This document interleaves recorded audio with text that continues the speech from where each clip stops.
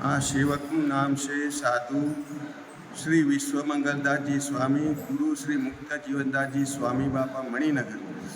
અમે આ કચ્છની અંદર 1 મહિનાથી વિચરણ કરી રહ્યા છીએ અને એ પણ અનેક જીવોના કલ્યાણને માટે.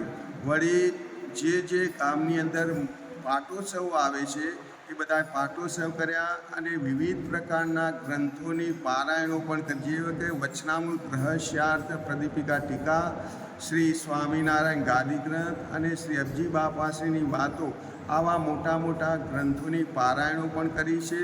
અને આવા સમયાઓમાં અહીં માનકેરા ગામના જે માનબાઈ હતા અને એમ મૂર્તિના સુખે સુખ્યા થયા, એમની પાસે જે કાંઈ ધન હતું એની પારાયણ પણ કરવામાં આવી છે અને એમને મૂર્તિનું સુખ વધારે મળે. અને હયાત જે ધનબાઈ છે એમની પાસે જે કંઈ હતું એમને પણ પ્રાર્થના કે મારી પણ પારાયણ ભેગી કરી લો અને મને પણ ભગવાન વહેલા તેડવા આવે, એવી એમને પણ પ્રાર્થના કરી છે. વળી શ્રી ગોપાલભાઈ મનજીભાઈ હરસિયાણીએ એ પણ એમને ગાયોને 500 કિલો લીલો ઘાસચારો, સૂકો ઘાસચારો, અનાજ, આવું વિવિધ ગૌશાળાઓમાં પણ વિતરણ કર્યું છે અને પશુઓને પક્ષીઓને પણ દાન કરેલા છે. વળી તળાવો ખોદાવીને પાણીની પણ વ્યવસ્થા કરી છે.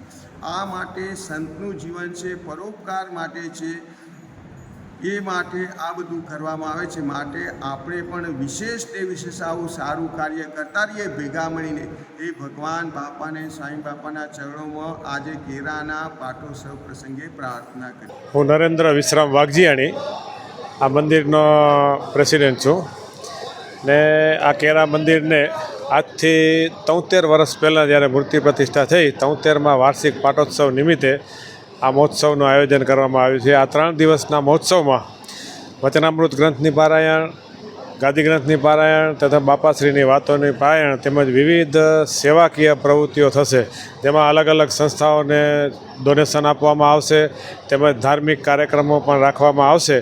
એ નિમિત્તે આ પાટોત્સવ નિમિત્તે આ ઉત્સવનું આયોજન થયેલું છે ને આ ઉત્સવ સ્વામિનારાયણ ગાદીના આચાર્યની અધ્યક્ષતામાં ઉજવાઈ રહ્યો છે ને બધા જ 24 ગામના હરિભક્તો, સ્વામિનારાયણ સિદ્ધાંત સજીવન મંડળના બધા જ ગામના ભક્તો લાભ લઈ રહ્યા છે.